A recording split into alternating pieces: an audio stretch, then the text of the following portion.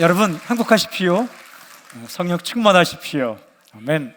시편 20편, 우리가 함께 읽은 시편 20편은 전쟁터로 출정하는 왕을 축복하는 노래입니다. 내용 구성은 이렇습니다. 왕을 향한 백성들의 축복 1절부터 5절까지이고, 왕의 선포 6절이며, 왕과 백성의 고백 7절 8절, 그리고 왕과 백성의 기도가 9절입니다. 그러니까 이런 모습입니다.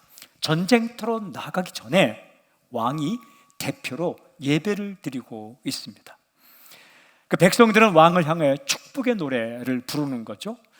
예배가 끝나자 왕이 이제 백성 앞에 나와서 믿음으로 선포를 하고 왕과 백성이 함께 믿음의 노래를 부릅니다. 그리고 마지막에 왕과 백성이 하나님께 기도합니다. 이 장면을 상상해 보니까 참 좋았습니다. 전쟁터로 나아가기 전에 예배를 먼저 드리는 왕, 그리고 그 왕을 축복하는 백성들, 그 백성의 축복을 듣고 왕이 믿음으로 선포하고 왕과 백성이 함께 믿음의 노래를 부르며, 그리고 왕과 백성이 함께 기도하고 전쟁터로 간다. 제가 이 광경을 머릿속에 상상하며 노래를 읽고 또 읽어가는데 이런 생각이 들었습니다. 우리는 매일 전쟁터로 나아가는 왕과 같다라는 생각이 들었습니다. 여러분, 이 땅에 태어나 살아가는 것은 치열한 전쟁의 세계와 같습니다. 입시 전쟁, 취업 전쟁, 육아 전쟁, 결혼 전쟁, 생업 전쟁, 뭔가 하나를 시작하고 한다는 게 전쟁과 같은 거죠. 전쟁터에서 위기를 만납니다. 마찬가지로 우리가 살아가는 데는 순간순간 우리를 넘어뜨릴 수 있는 위기 상황이 있는 거죠.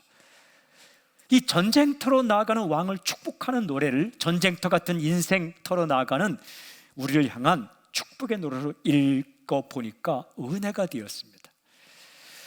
함께 사랑하는 사람들이 축복하고 믿음으로 선포하고 함께 기도하고 나아가고, 또 믿음으로 축복하고, 그리고 축복받은 사람이 믿음으로 선포하고 함께 어울려 믿음의 노래 부르며 그리고 기도하고 나아가고, 그렇게 살면 얼마나 좋을까라는 생각이 들었습니다. 이 함께 읽은 노래는 백성이 부르는 축복의 노래로부터 시작합니다. 바로 이 노래입니다. 내 마음의 소원이 이루어지기를 원하노라. 참 이 축복이 좋습니다. 내 마음의 소원이 이루어지기를 원하노라. 이게 누가 들은 겁니까? 시편 20편의 저자는 다윗입니다. 다윗은 자신의 백성들이 자기를 축복하며 부른 노래를 기억한 거예요. 기억할 수밖에 없죠. 내 마음이 떨리고 어려울 때 누군가 나에게 다가와서 축복해주며 응원하고 고백한 사랑의 노래를 어찌 기억하지 않을 수 있겠습니까?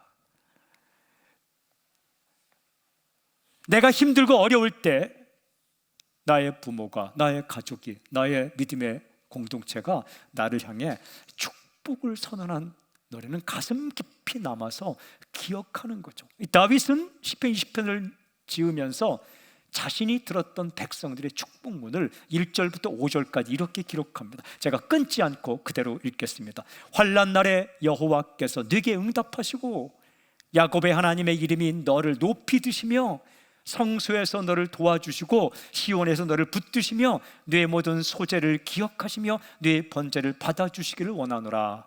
셀라. 네 마음의 소원대로 허락하시고 네 모든 계획을 이루어 주시기를 원하노라. 우리가 너의 승리로 말미암아 개가를 부르며 우리 하나님의 이름으로 우리의 깃발을 세우리니 여호와께서 네 모든 기도를 들어주시기를 원하노라. 이런 표현이 반복됩니다. 여호와께서 네게 주시기를 원하노라. 축복하고 있는 거예요. 하나님께서 은혜를 베푸시기를 간절히 구하고 있는 겁니다. 이거 아름다운 겁니다. 한 구절 한 구절이 다 마음에 들어왔어요. 하나님께서 도대체 무엇을 해주기를 원하고 있는가? 이렇게 해주기를 원하세요. 내게 응답하시기를, 하나님이 내게 응답하기를 원해라는 거예요. 너를 높이 드시며, 높이 들다라는 것은 안전지대가 높은 곳에 있었습니다. 그래서 너를 안전하게 위험에서 지켜주기를 바라고, 높은 곳이라는 승리의 자리를 또 말하기도 합니다. 너에게 진정한 승리를 주기를 원하노라. 그래, 너를 도와주시기를 원하노라. 너를 붙들어 주시기를 원하노라. 사람은 쓰러지려고 해요. 그때 붙들어 주기를 원하노라. 내 모든 소재를 기억하며, 소재는 곡식을 드리는 제사입니다. 의미는 감사제, 내가 하는 감사를 들어주기를, 감사 제목을 주기를 원하노라. 소재를 드린다는 것은 감사 제목이 있는 거예요. 너의 인생 가운데 감사할 제목들이 계속 생기기를 원하노라. 내 번제를 받아주길, 번제는 짐승을 가죽만 벗기고 짐승을 태워서 드리는 제사입니다. burnt offering, 이것은 헌신의 의미를 갖고 있습니다. 내가 하나님께 드리는 헌신을 하나님이 기뻐 받기를 원하노라. 여러분, 인생은 헛수고하며 살면 안 돼요. 진짜 내 시간과 물질을 드려야 할 때 드리는 것, 그 아름다운 인생이에요. 그런 삶이 있길 원하고 그 번제를 받아주시길 원하노라. 내 마음의 소원대로 허락하길 원하노라. 내 모든 계획을 이루어 주길 바라노라. 여러분, 사람마다 계획이 있어요. 선한 계획을 가지고 그 선한 계획이 이루어졌으면 좋겠다. 내 모든 기도를 다 이루어 주시기를 원하노라. 얼마나 아름다운 이 축복문입니다. 여러분, 백성들이 전쟁터로 출정하는 왕을 바라보며 이렇게 축복하고 있는 겁니다. 근데 이렇게 축복하는 사람들의 마음은 어떤 마음일까? 이렇게 축복하고 있는, 축복을 선언하는 사람의 마음을 아주 잘 표현하는 구절이 바로 5절에 있는 이 노래입니다. 우리가 너의 승리로 말미암아 개가를 부르며 우리 하나님의 이름으로 우리의 깃발을 세우리니, 우리가 너의 승리 때문에 개가는 승리할 때 부르는 기쁨의 노래입니다. 기쁨의 노래를 부르겠다. 내가 승리하면 우리의 마음이 기쁘고, 그리고 깃발을 세우다는 건 승리를 자축하는 겁니다. 여호와는 승리시다는 건데, 니시가 승리 깃발이라는 의미입니다. 너의 승리는, 이런 말입니다.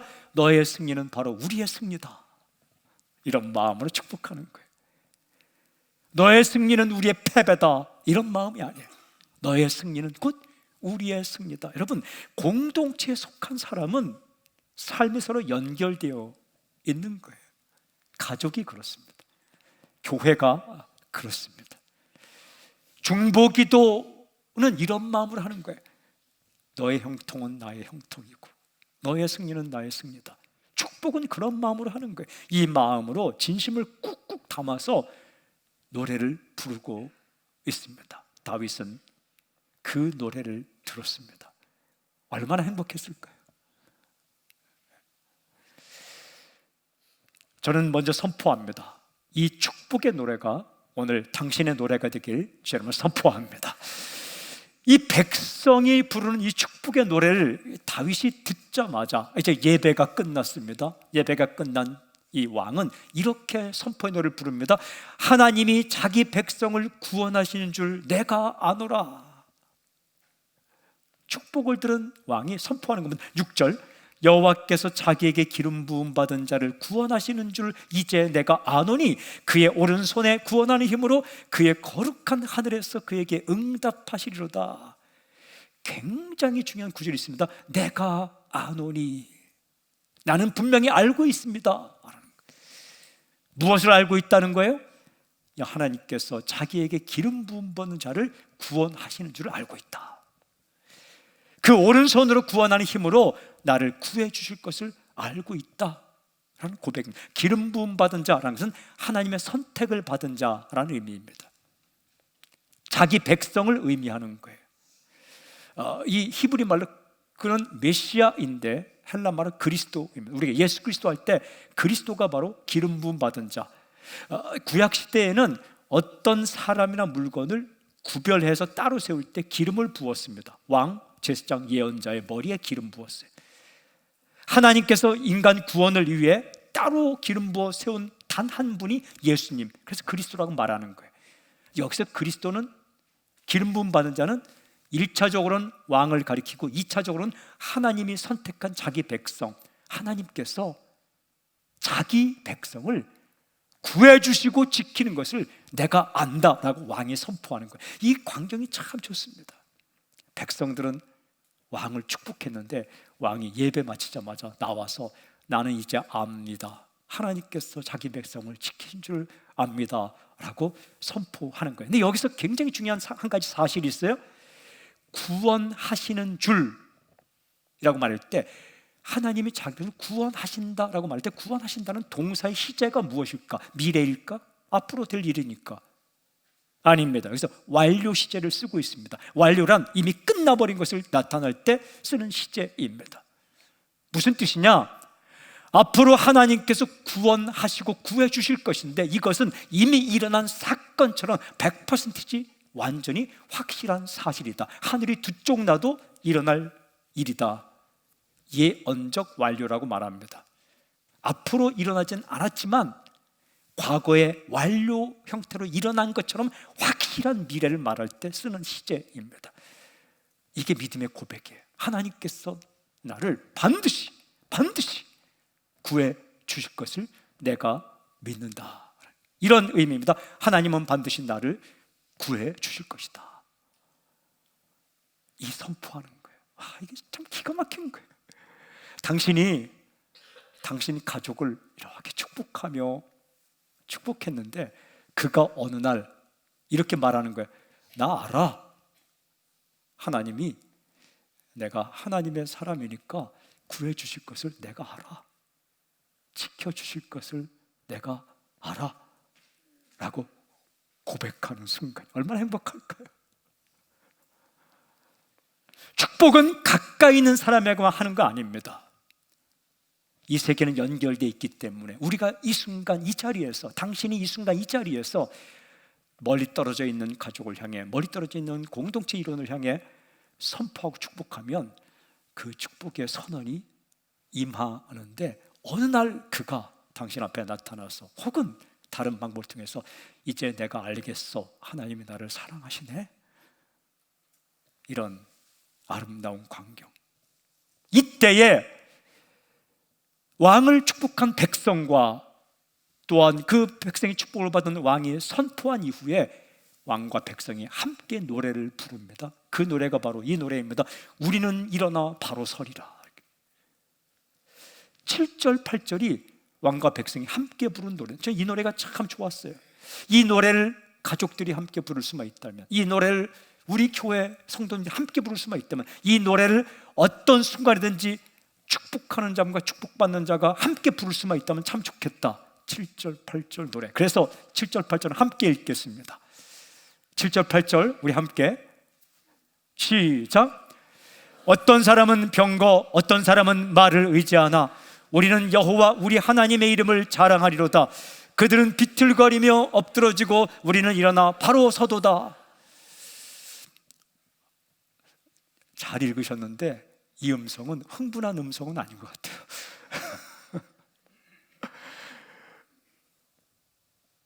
내가 힘들고 어려울 때 누가 나를 위해 기도해 주시고 또한 나에게 힘을 주며 축복해 주었다. 근데 내가 하나님은 나를 사랑하시구나 깨달았다. 서로 만나 축복한 사람과 축복을 받은 사람이 함께 흥분하면서 고백을 한다. 어떤 마음일까요? 다시 한번 읽겠습니다. 그런 심정으로 자 함께 시작. 어떤 사람은 병거, 어떤 사람은 말을 의지하나 우리는 여호와 우리 하나님의 이름을 자랑하리로다. 그들은 비틀거리며 엎드러지고 우리는 일어나 바로 서도다. 아멘. 여러분, 사람들이 의지하는 것이 나와 있어요. 병거, 말. 병거는 이렇게 전차죠. 그 당시 전차. 말은 기병대. 여러분, 그 당시의 모든 군사 무기 가운데 병거와 말은 가장 강력한 군사력입니다.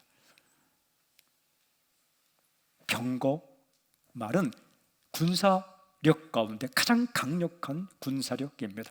오늘날 말하면 아마 전투기, 탱크, 아니면 미사일, 가장 강력한 그런 것에 해당될 겁니다. 병거와 말은 자랑할 만해요. 자랑할 만한 겁니다. 이거. 의지할 만해요. 남들은 걸어가는데 말 타고 가면 얼마나 빨리 갑니까? 남들은 걸어가는데 병거 타고 가면 얼마나 빨리 갑니까? 든든합니까? 자랑할 만합니다. 의지할 만합니다. 하지만 이 노래가 참 좋습니다. 우리는 여호와 우리 하나님의 이름을 자랑하리로다. 어떤 사람은 병거를 의지하고 어떤 사람은 말을 의지하지만 우리는 하나님의 이름을 자랑하리로다. 자랑한다라는 것은 정확히 번역하면 의지하다, 최고로 여기다 라는 의미입니다. 병거와 말이 대단한 것이 틀림없지만 그것을 의지하는 사람도 비틀거리고 엎드러질 수 있다라고 말하는 거예요. 저는 사람들을 많이 만나봤지만 정말 병거와 말을 지닌 사람처럼 대단한 외적 조건, 스펙, 그런 것들을 가졌는데도 비틀거리는 사람을 많이 봤습니다. 비난하고 조롱할 수 없는 것은 인간이 다 그렇기 때문에 그런 거예요. 누구도 자신할 수 없습니다. 다윗도 마찬가지입니다. 하지만 하나님의 이름을 의지하고 자랑하는 사람인데 이렇게 선포하는 겁니다. 우리는 일어나 바로 서리라.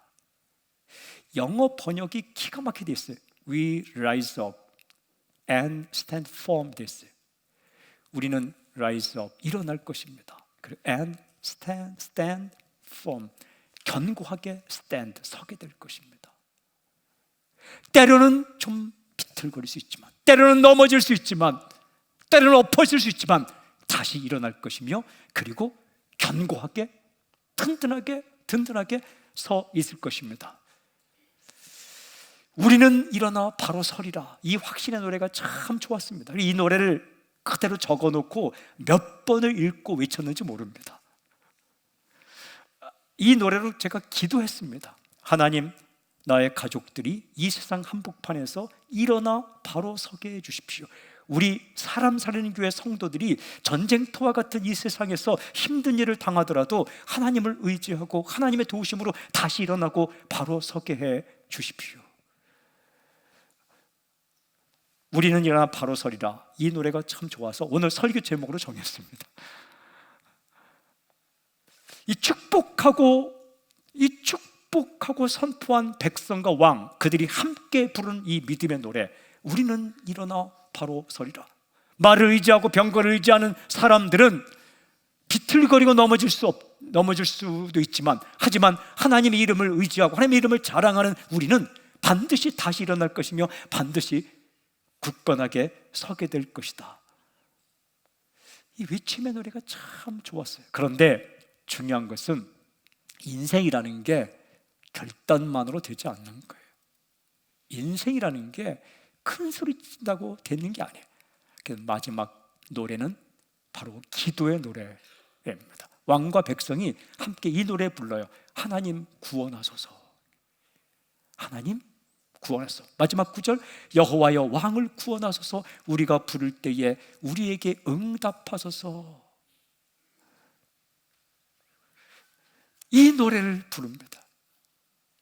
여러분, 인생의 주권은 하나님께 달려 있습니다. 아무리 약하게 보여도 하나님께서 구해주시면 다시 일어나고 다시 설 수 있어요. 하지만 아무리 강한 사람도 하나님께서 끝에 붙들지 않으면 넘어지고 쓰러질 수밖에 없는 거죠. 전쟁에서 필요한 것이 무엇일까? 군사 장비? 여러분, 군사 장비 중요합니다. 필요합니다. 군사 장비도 없이 덜덜거리면 나와 싸우겠다? 이거는 무모한 도전인 거예요. 필요합니다. 중요합니다. 병력 중요합니다. 장비보다 중요한 게 사람이죠. 전술 중요합니다. 동일한 사람과 동일한 무기를 가지고도 전술을 잘못 짜면 완패하는 겁니다. 우리가 스포츠 경기에서 감독의 전술 때문에 지는 경우 얼마나 많이 보지 않습니까? 여러분, 다 중요합니다. 군사 장비와 병력과 그 다음에 전술 필요합니다. 중요합니다. 아주 소중합니다. 하지만 그것만 있다고 모든 게 다 끝나는 게 아니라는 거예요. 전쟁은 하나님께 달려 있습니다. 인생도 하나님께 달려 있습니다. 인간적인 준비가 필요 없다는 게 아닙니다. 최선을 다해 준비하는 것, 성실성, 그건 크리스천의 성품, 인품 가운데, 덕 가운데 하나예요. 하지만 그것만으로 다 되는 게 아니다라는 거예요. 전쟁은 하나님께 달려 있습니다. 인생도 하나님께 달려 있습니다. 그래서 왕과 백성이 함께 기도하고 있는 거죠. 역사서인 역대하 20장을 읽어보면 20장 15절에 하나님의 예언자 야하시엘이 남유다의 왕 여호사밧 왕을 향해 한 말이 기록되어 있습니다. 언제?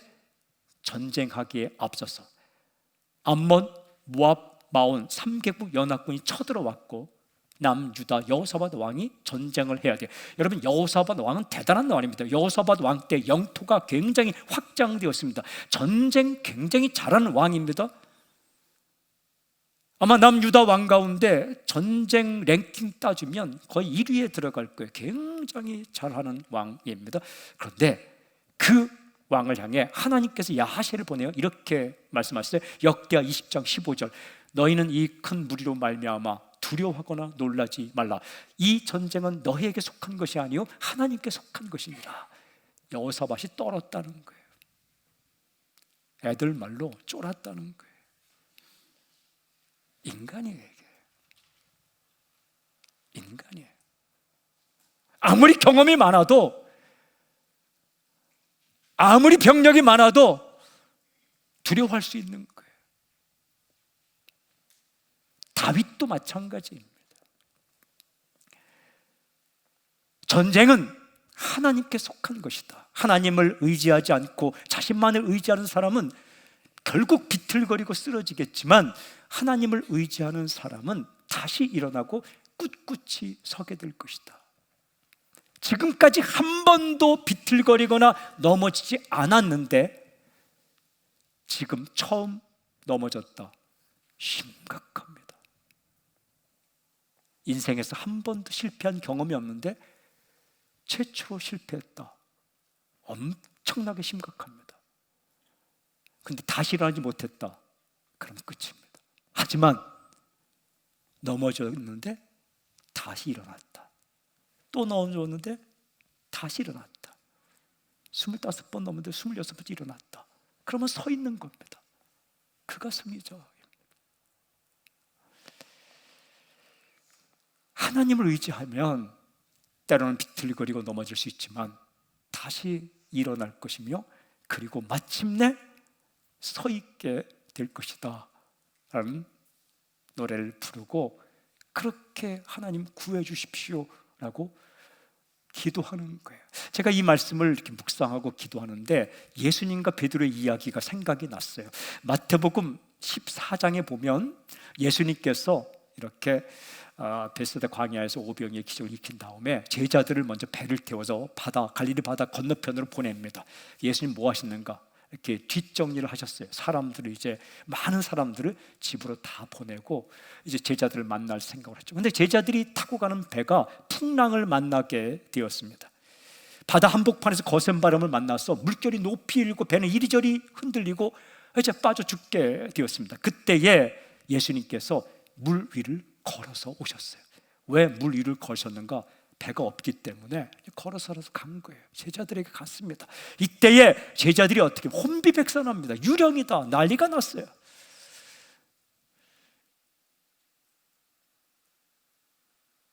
근데 이때 예수님께서 한 말씀 하십니다. 안심하라, 나니까 두려워하지 말라. 이렇게 상황이 정리가 되는가 싶더니 나서기를 좋아하는 베드로가 한마디 합니다. 선생님, 주님, 나를 명하사 물 위로 오라 하십시오. 이때 예수님께서 간단히 말씀합니다. 오라, 오라. 그때 베드로가 바다 이 배에서 내려서 물 위를 걷기 시작합니다. 몇 발자국 가다가 겁이 나고 물에 빠집니다. 이때 베드로는 어떻게 했는가? 또한 질문, 예수님은 어떻게 하셨는가? 마태복음 14장 30절 31절 이렇게 기록합니다. 바람을 보고 무서워 빠져가는지라 소리질러 이르되 주여 나를 구원하소서하니 예수께서 즉시 손을 내밀어 그를 붙잡으시며. 여러분, 베드로가 물에 빠졌다라는 거예요. 왜? 무서워서. 이게 사람이에요. 방금 전까지 바다 위를 걷던 베드로가 바람 보고 무서워 빠져들어갔다. 그런데 이때에 베드로가 잘한 일 어떻게 했습니까? 주여 나를 구원하소서. 주님 나를 구해 주십시오. Lord save me. 나를 구해 주십시오, 주님. 이 외침이 중요합니다. 이 외침이 중요해요. 한 번도 물에 빠지지 않는 게 중요하지 않고, 주님 나를 구해 주십시오. 여러분, 베드로도 물에 빠질 수 있습니다. 엘리야도 그랬습니다. 바울도 마찬가지예요. 바울 서실 읽어보면 너희가 선 줄로 알거든 넘어질까 조심하라. 사도 바울도 여러 번 섰다가 넘어질 둥 말둥. 그때에 주님 나를 구해 주십시오. 주님 내 사랑하는 사람을 구해 주십시오. 이 외침이 중요한 거예요. 이 외쳤을 때에 여러분, 베드로가 어떤 마음으로 외쳤을까요? 예수님, 물에 빠져 죽어가면서 예수님 한번 생각해 보십시오. 우리 사이가 제가 빠져 죽는데 그냥 본척만척할 사이입니까? 정말 밥을 먹은 적이 몇 번이고 내가 당신을 따라 이렇게 왔고 함께 있는 세월이 얼마인데 저를 혹시 뭐 본척만척 하시겠습니까? 주님 생각해 보십시오. 그래서 제 입장을 좀 생각해 보십시오. 사람이 물어 빠질 때 얼마나 마음이 힘들겠습니까? 제 입장을 생각하신다면 당신은 나를 구해 주셔야 할 겁니다. 아니에요. 그냥 외친 거예요. 나 구해 주십시오. 나 구해 주십시오. 이게 믿음입니다. 이게 기도입니다. 하나님 그 사람을 구해 주십시오. 이게 축복입니다. 지체하지 않고 또 자기 생각에 나 지금까지 멋지게 물 위를 걸었는데 물에 빠지면서 구해달라고 하면 얼마나 이게 모양새가 빠질까. 내가 전에 정말 새벽 기도하는 사람인데, 내가 전에 정말 헌신하던 사람인데 그런 거 생각하지 않았어요. 주님 구해 주십시오. 그 사람 내가 축복하지 않아도 얼마나 잘 살았나. 아니에요. 다 인간이 강한 것 같지만 약하고 서 있는 것 같지만 비틀거리고 있는 거고, 축복하고 중보기도 하고 외칠 때 주님 구해 주십시오, 붙들어 주십시오. 근데 그때 주님이 어떻게 행동했습니까? 주님은 이렇게 행동했어요. 예수께서 즉시 손을 내밀어 그를 붙잡으시면 즉시 예수님 이렇게 하지 않았어요. 물에 빠지니까 어때? 힘들지? 내가 너를 구해줄 건데 구해주면 한 가지만 약속해. 다시는 무서워하지 않고 의심하지 않겠다고 약속하면 구해줄게. 제자들에게 야 너희들 이제 봐. 즉시 손을 내밀어 그를 붙잡아 주셨다.